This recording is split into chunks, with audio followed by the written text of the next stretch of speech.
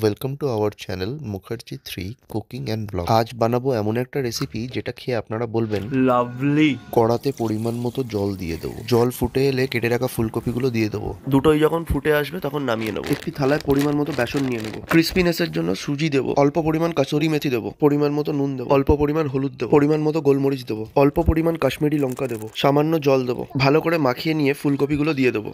ওপর দিয়ে গুঁড়ো বেসন ছড়িয়ে দেবো।